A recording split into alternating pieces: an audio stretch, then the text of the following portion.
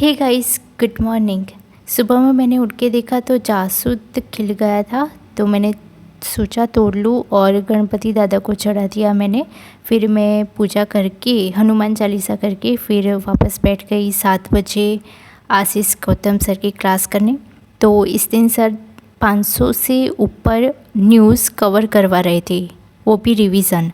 और आज की सिर्फ 50 जितनी थी, बाकी सब तो प्रीवियस न्यूज़ थी जो बार बार रिपीट होती है। और मैं कभी भी उनका क्लास स्किप नहीं करती। हाँ, कभी जाना होता है कहीं पे तो स्किप हो जाती है, तो मैं वो क्लास 2 दिन बाद कर लेती हूँ, बाकी सब कंटिन्यू रखती हूँ। वरना संडे आता है तो उसमें कवर कर लेती हूँ। बस यही मेरा रूटीन होता है।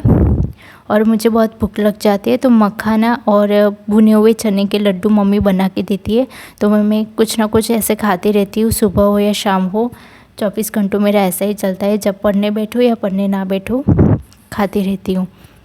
और ये सब मैं न्यूज़ लिखती नहीं हूँ, मैं सिर्फ जो मेरे को नहीं याद, अगर मैंने मतलब सर ने बोला और मेरा गलत हुआ वही न्यूज़ लिखती हूँ, वरना मैं न्यूज़ नहीं लिखती हूँ, क्योंकि बार बार रिपीट होता है ना, तो आपके माइंड में बैठ जाता है वो। और जो भी न्यूज़ लिखती हूँ वो शॉर्ट में लिखती हूँ, मैं लॉन्ग में लाइन में नहीं लिखती कुछ भी। तो बस ऐसे ही आपको बनानी है, मैं नोट्स नहीं बनाती, बस थोड़े बहुत ऐसे न्यूज़ शॉर्ट में लिख लेती हूँ। ये मेरे फेवरेट सर है इंग्लिश के, अनुभव सर। तो उनका एक फॉर्मूला है, पॉजिटिव नेगेटिव पे से उड़ाना, कॉन्टेक्स्ट को पहचानना, टोन को पहचानना। तो मुझे बहुत अच्छा लगता है, क्योंकि ये सर ने हमें कभी रटना नहीं सिखाया, कॉन्सेप्ट सिखाया है विदाउट, मतलब रटो मत ऐसा, वो चाहे कुछ भी हो। और अभी मैंने उनकी वॉकिब की बुक अपलोड की है गाइस, इतनी मस्त है, नो ब्रांड प्रमोशन। वैसे फैकल्टी कभी ब्रांड प्रमोशन नहीं करती, आपको भी पता है। तो सर की एक बुक है वॉकिब, वो भी बहुत अच्छी है, उसमें भी रटना नहीं है, सच्ची में आपको स्टोरी देते हैं और स्टोरी में अपने आप मीनिंग भी हमको पता नहीं होता है, तो स्टोरी को रीड करने से हमको मीनिंग पता चल जाता है कि इसका मतलब ये है। तो ऐसे ही हमें वॉकिब को पढ़ना है, रटना नहीं है। और वॉकिब एक बार पढ़ने से याद नहीं रहती है, वो बार बार रिपीट होती है, सिर्फ आपको 15 मिनट देनी पड़ती है। तो वो वॉकिब बुक भी अच्छी है। और मैं पहले वॉकिब न्यूमोनिक से याद रखती थी, तो वो भी फॉर्मूला बहुत अच्छा है, वो भी कभी नहीं भूलते। लेकिन अभी टाइम नहीं है न्यूमोनिक बनाऊँ मैं, तो ऐसा है। यहाँ पे मेरे को बहुत बड़ा पिंपल हो गया था, क्योंकि मैंने सर्जरी नहीं करवाई है टीथ की, और मुझे सर्जरी करवाने को बोला था। मैंने कहा कि मेरी एग्ज़ाम पूरी हो जाए उसके बाद करवाऊँगी।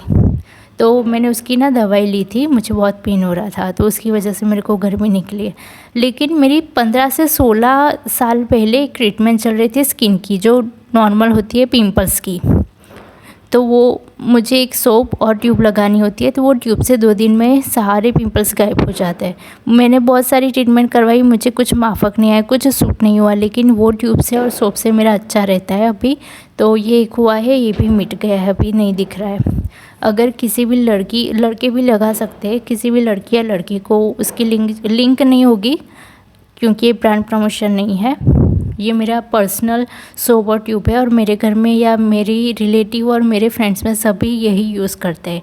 और वो आपको स्किन के जो मेडिकल होते हैं ना, उस पर मिल जाते हैं, आपको नॉर्मल मेडिकल स्टोर पे नहीं मिलेगा। पूछ के देखना, मिल जाए तो अच्छा है, वरना आपको जहाँ पे स्किन की ट्रीटमेंट होती है ना, वो वाले मेडिकल स्टोर पे मिल जाएगा।